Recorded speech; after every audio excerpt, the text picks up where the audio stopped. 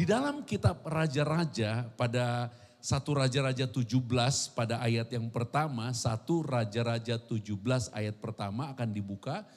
Dikatakan begini, lalu berkatalah Elia orang Tisbe dari Tisbe Gilead kepada Ahab, demi Tuhan yang hidup, Bapa Israel yang kulayani, sesungguhnya tidak akan ada embun atau hujan pada tahun-tahun ini, kecuali kalau kukatakan.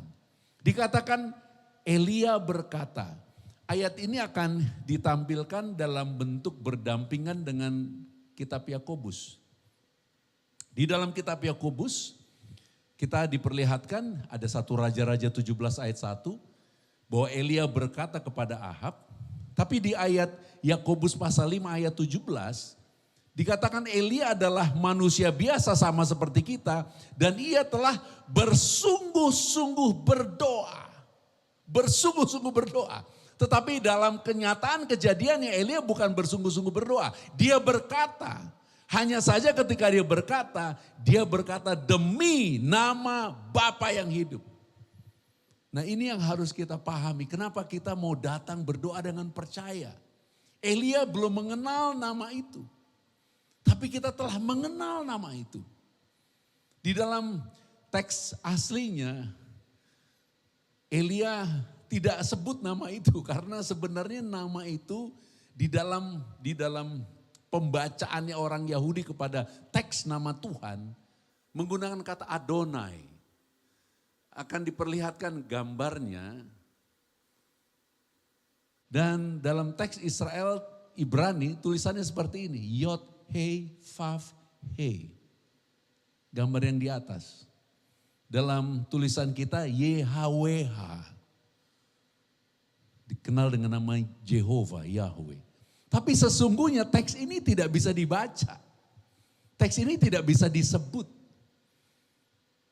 Karena memang secara naturalnya Tuhan itu maha kudus. Dan tidak ada huruf hidup di situ. Itu sebabnya tidak diniatkan memang untuk dibaca.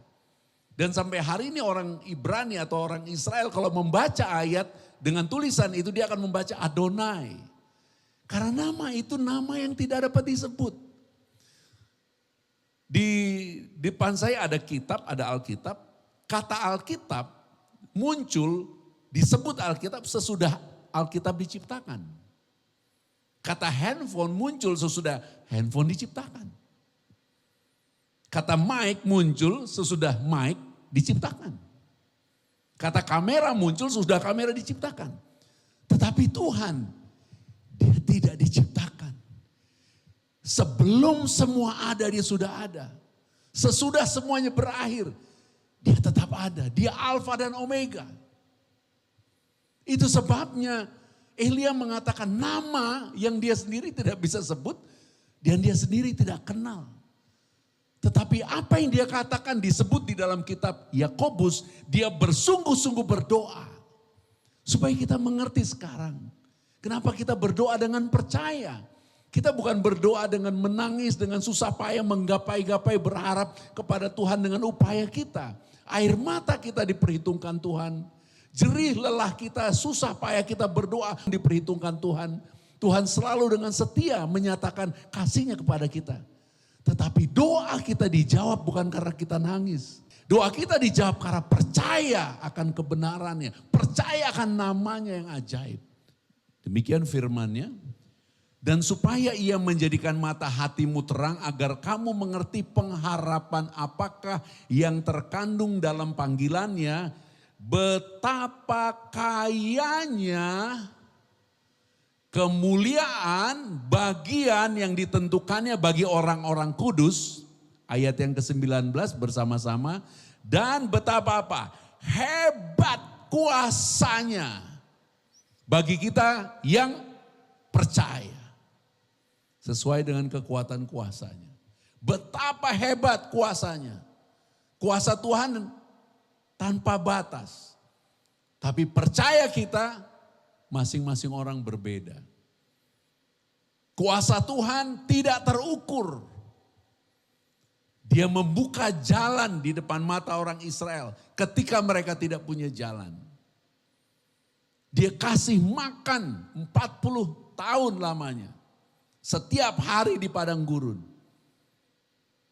Dan mereka juga tidak percaya. Mereka melihat betapa dahsyatnya kuasa itu. Tapi mereka tidak sanggup percaya. Hari ini kita telah sampai di titik di mana kita mengenal Bapa yang adalah kasih. Jangan lagi tidak percaya. Datang kepada Yesus dengan percaya. Untuk semua permasalahan kita. Untuk semua permasalahan kita. Dan jadilah percaya. Dan jadilah percaya.